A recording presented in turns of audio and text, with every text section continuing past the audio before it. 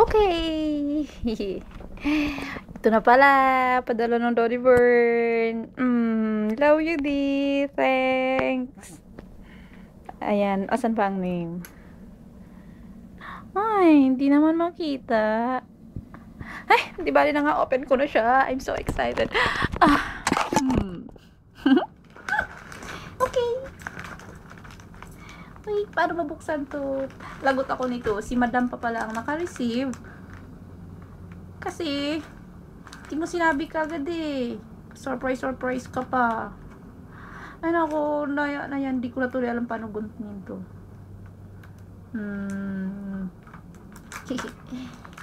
Wait.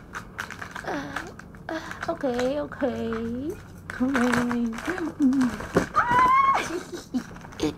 Ayan.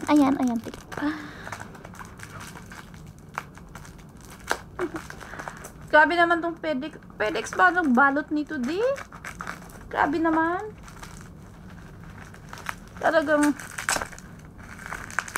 sinicure ng husto. Baka daw mayupi. Hindi ko na siya masuot. Ayan. Balot na balot. And charan! Tadadanan! Okay, ano tong note sa loob?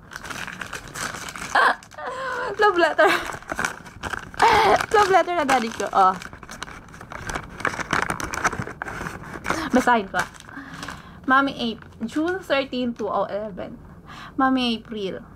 Ito na po yung ring. Sinamahan ko na din ng konting sulat.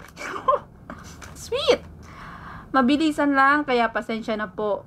Kung dito ko na lang sinulat sa bond paper. Kumusta na lang kina Sheng at sa ibang kaibigan mo dyan.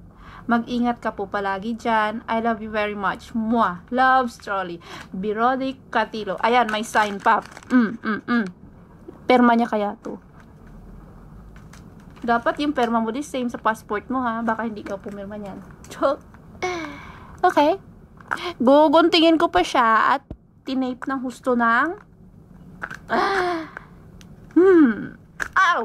Hirap naman. Naku sarap ng feeling na may nagmamahal talaga, no? Ano kaya ako joke. Sinamahan sana ng ano nga yan? Ala, nayupi na yung kasalanan ng FedEx to ha. Nayupi na yung box. Ayan, nasira yung box. Ayoko masira yung box. Kaso, hindi naman siya mabuksan talagang binakura ng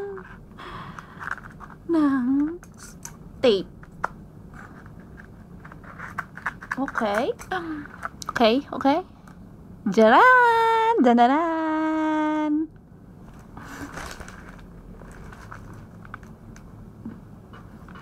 Okay nga. Masuot nga. Oh my gosh! Ganito siya. Teka. Bali, nasa loob yung name na andun siya sa loob yung name na Berodic. Name ng daddy. Bali, yung sa kanya, name ko ang nakasulat. Okay? Suot. Tanan! Oh my gosh! Fit na fit!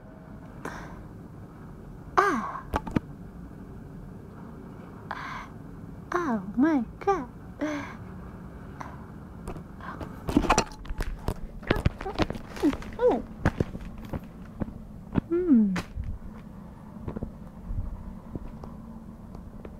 Ayan. Kasyang-kasya. Parang sinukat lang, Wala pang hugas-hugas pala tong hands ko. Teka.